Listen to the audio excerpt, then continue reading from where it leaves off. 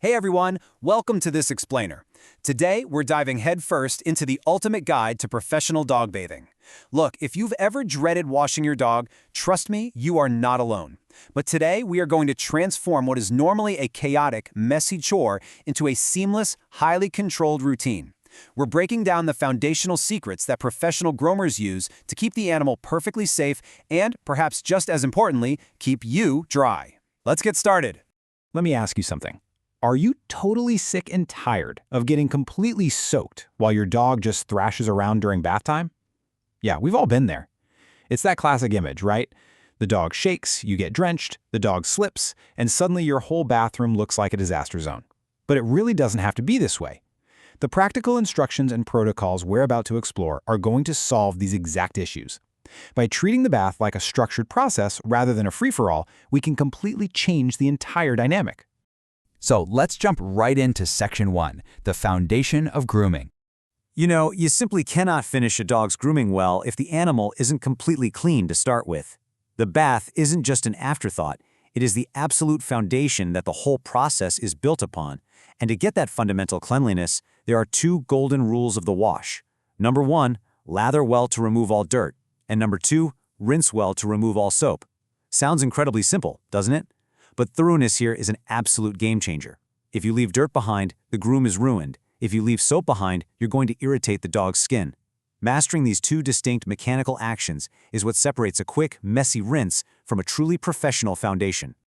Now, a lot of folks hesitate to bathe their dogs frequently because of this old belief that soap will ruin the animal's natural skin oils. But actually, scratch that myth.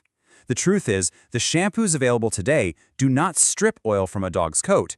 Rather, they add to the coat, so we can confidently leave that outdated worry behind us. The products we use today are genuinely enhancing the dog's coat, not damaging it.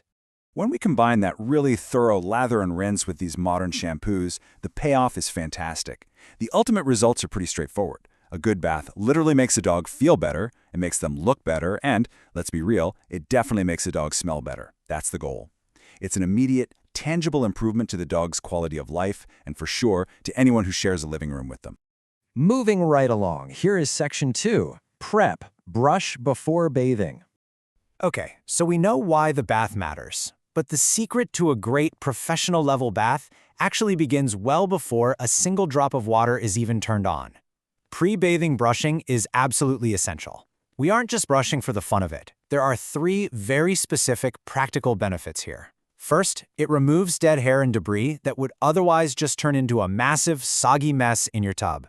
Second, it separates the hair, which is completely vital for allowing all that water and shampoo to actually penetrate down to the skin. And third, it actively stimulates the dog's circulation. This simple dry step sets you up for wet success. But within that prep phase, I need to give you a very firm professional warning. All mats and tangles absolutely must be combed out prior to bathing a dog. This is a crucial step. You never ever want to introduce water to matted fur. You have to handle the entire dematting process while the dog is 100% dry, clearing the coat completely before you even think about moving them toward the bathtub.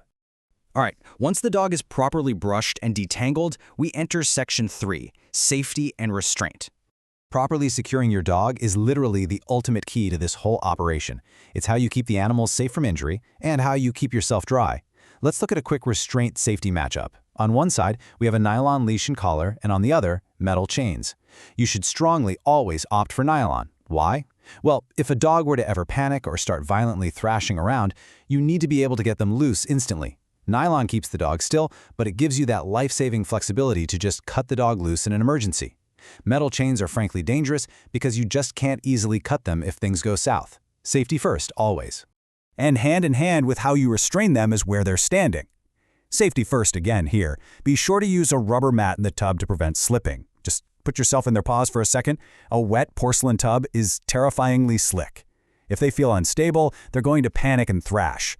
A simple rubber mat provides the physical grip they need to feel secure, which massively reduces their anxiety and movement. Okay, now that we have the safety basics down, let's dive into Section 4, the professional tub setup.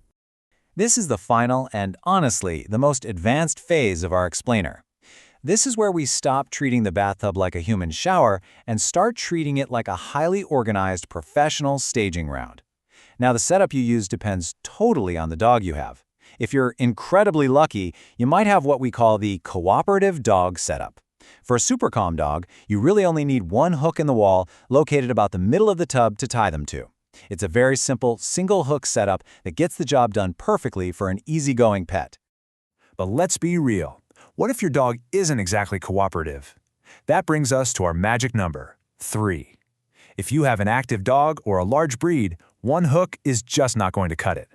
To ensure total control, you need a 3-hook system installed on the back wall behind the tub. Let's walk through this 3-hook strategy step by step. First, you hook the dog's head to the front hook.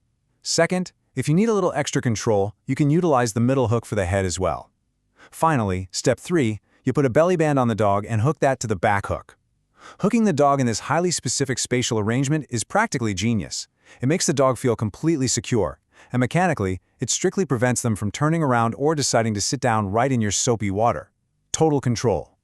And here is a massive pro tip to tie this all together. Be sure the dog's head does not extend over the edge of the tub. By using those hooks to keep the dog positioned deep inside the tub's boundaries, you are specifically guaranteeing that when the dog inevitably does that whole body head shake, all that water stays inside the bathing area. This right here is the ultimate secret to preventing yourself from getting soaked. Which leaves us with one final thought to ponder as we wrap up this explainer today. Are you ready to upgrade your next dog bath from a chaotic chore to a seamless professional grooming experience? By embracing the prep work, prioritizing nylon safety restraints, and engineering that smart multi-hook tub setup, you've got the exact blueprint to change bath time forever. The knowledge is officially in your grooming toolkit. The only question is, will you actually use it the next time your dog needs a wash? Thanks so much for joining me, and hey, here's to cleaner dogs and much, much drier owners.